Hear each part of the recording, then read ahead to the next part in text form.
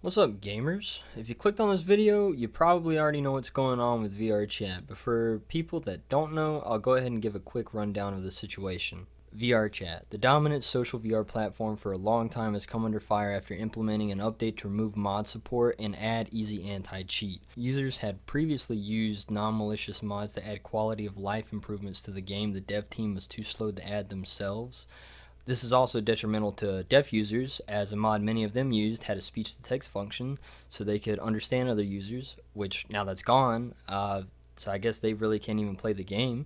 Some avatar creators had mods installed to see who was uploading their models without purchasing them, which helped them keep their avatars from being ripped. Of course, some malicious mods were being used by people to crash and hack other users, but there were also mods like I just listed and more that improved the performance of the game and even prevented crashers from crashing other users. I can't list off every single mod that was good or bad here. I didn't even know half of these existed, especially for the deaf users, until this whole controversy happened. But I can assure you that a lot of the community liked mods and they wish that this update would be revoked. Overall, I think this is a pretty bad decision. The devs said they plan on implementing these features the mods had provided previously, but they are notoriously slow at adding new features to the game. So a good way to protest and get your message across that you don't agree with the path they are taking is to cancel your VRC Plus subscription and play a different game. An absolutely deplorable way to get your message across is harassing users and the dev team members for supporting this update, because some people actually approve of it. Quest users have never used mods. I've heard some map creators saying non-malicious mods would even break their scripting in their maps occasionally. And some people think easy anti-cheat is actually going to protect them from hackers and crashers. Even though I disagree with the update, which I think a majority of people do, there is still a sizable amount that approve of this update. And harassing these people for not caring about a part of the community they never had cared about previously is ridiculous. Even one of the members of the dev team was doxxed as a result of the backlash, which is absolutely disgusting. If you know anyone conspiring to do this type of shit, you should let any involved parties know so that it can be dealt with appropriately. Anyways, back on topic. So you've canceled your VRC Plus subscription and you're trying to find a new place to hang out. Everyone's first games to turn to are most likely ChilloutVR and Neos VR. I've played both over the last couple of days, and I'll go ahead and list off some pros and cons of each game compared to the VRChat experience everyone's used to. We'll start with Neos VR. As far as creating an account and getting in, with the current influx of players, I was actually given an error message when creating an account saying there were too many people registering to allow me to register. You can continue with a guest account, but obviously the game's full experience can only be found when having a registered account. I joined a tutorial world to teach me the basics of the game. It seems Neos is a lot bigger on customizability and gives the user a lot more freedom. You have the ability to no-clip, scale your avatar to whatever size you want, climbing physics in any world, and avatars that have special abilities. The UI is a little cluttered with a bunch of options that could be better organized, but when you know your way around, you can get used to it fairly quickly. You can personally message your friends and call them in-game. You also have an inventory where you can store cool items from worlds you visit or upload yourself and bring them wherever you go, which is pretty damn cool. What's even cooler is that upon joining this avatar world I found, I saw a lady editing the world in real time in Unity while we had a lobby of 10 people. In this game, you can create worlds in real time in VR while your friends are just hanging out, and if you give them permissions, they can even help you build the map, which is insane to me. The community is also very welcoming. As many VRChat users were migrating to this game, I can't think of a world where I didn't see a few Neos players eagerly explaining the game to people like me, which was very nice. I met a bunch of cool people, like I met a cool robot monkey guy that had banana themed weapons, and some dude in an Eagle Navy just pulled out duck hunt in the middle of a world and a chain gun and started lighting the ducks up. But some of the cons about this game is that it's very performance heavy. So the worlds are usually capped at 10 players. When I was in a world with 10 people, I dropped to like 30 frames a second, and OBS just gave up on recording, which is why my recording freezes up in some places. With such a small player count, it's a far cry from the VRChat worlds that regularly had 30 people minimum in one instance, so it might be hard to find a place to chill out and party with your friends if you're looking for that. Now, ChilloutVR is a lot more like VRChat, especially with its UI. Kinda cluttered compared to VRChat's menu. It has some of the same features as Neos, like with personal messages, voice calls, no clipping, props you can upload and take with you. You can also customize your graphics settings in-game. As far as worlds, they have a player cap at 100 from the ones I checked out. Some VRChat worlds have maps ported onto Chillout, such as the Black Cat and Summer Solitude. They get the job done, but they also seem like a downgrade from their VRChat counterparts, and mirrors can sometimes bomb your performance. There's also a separate DLC for ChilloutVR to allow not safe for work content to be seen, so at least there's some restriction placed there as opposed to VRChat.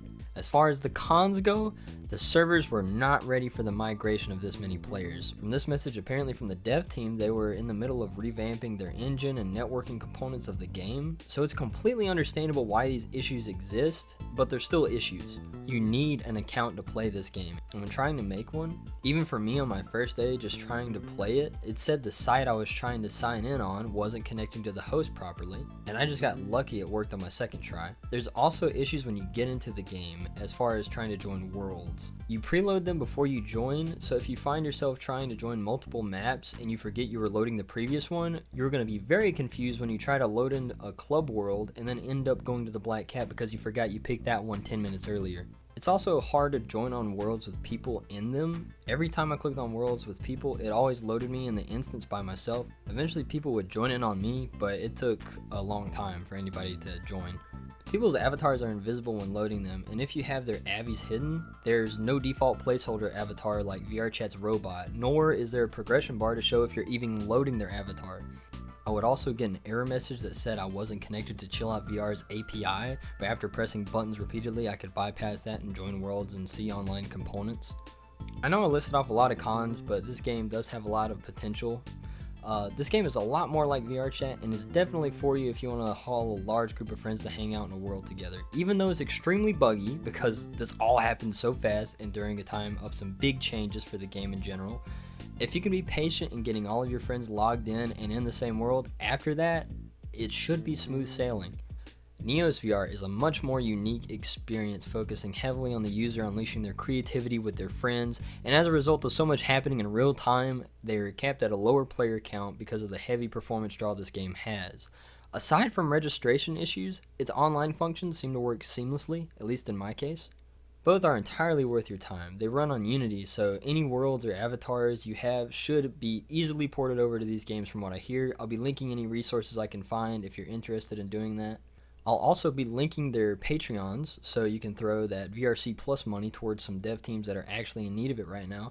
The more money they have to work with, hopefully the more stable their games will become and actually be able to rival VRChat. Because in the end, VRChat is still the best way to hang out with your friends in VR. Hands down, and I think that's an indisputable statement. Now, I've been scared to log back on with rumors of people hacking and crashing out of spite since the update had been announced. But last night, I made an attempt to hop on and see if player counts had dropped at all and see how bad it really was. I logged in, went to the Black Cat, Drinking Night, Midnight Rooftop, and FPT Heaven. Everything was business as usual, and from the numbers I was seeing, it was pretty impressive for a Tuesday night.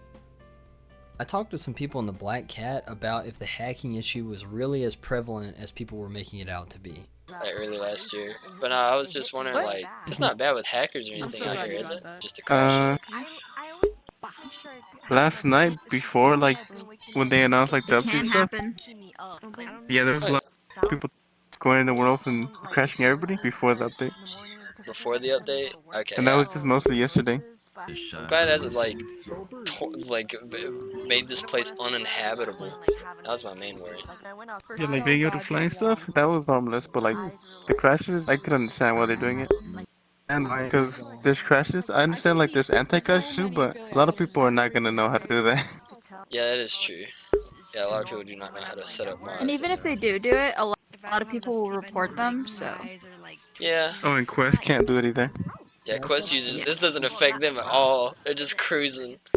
I went to Drinking Night after all that. Everybody was too plastered to understand me asking any questions about the update.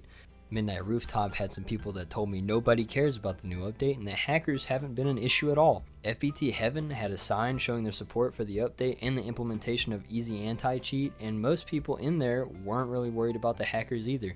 Every world I joined, it seemed like nothing had happened unless you just brought up the situation. And after joining all of those worlds, I didn't find any hackers or crashers. From what I know now, I assume they're just about as bad as they've always been.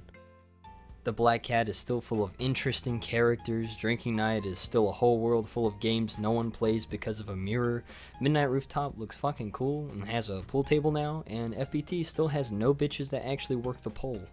Whether you love VRChat or hate it, it's still the best VR social platform to date. It's completely understandable if you stand against the update, if you stand for it, or if you just don't give a shit. Regardless, I hope that no one is throwing hate at each other for just making the decision to play the game they want to play.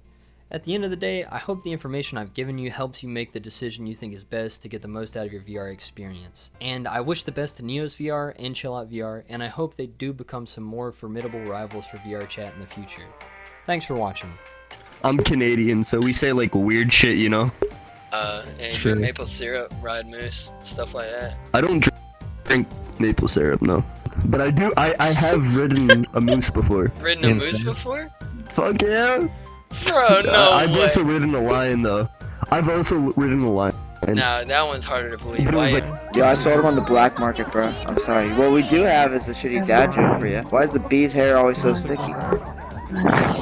He uses a honeycomb. I got you. Oh shit, you are. Are you guys not No, you boycotting VRChat? Right? So you just sell Gotta them? cancel your VRChat subscriptions. Viva la revolution! I had never subscribed to VRChat. The mods will return one day, and when the mods return, Mods will rise Viva again, let's go. Revolution! Viva la revolution! Actually, great. I'm trying to look like my. Yeah, you guys really haven't been having issues with hackers or anything on here, have you? No.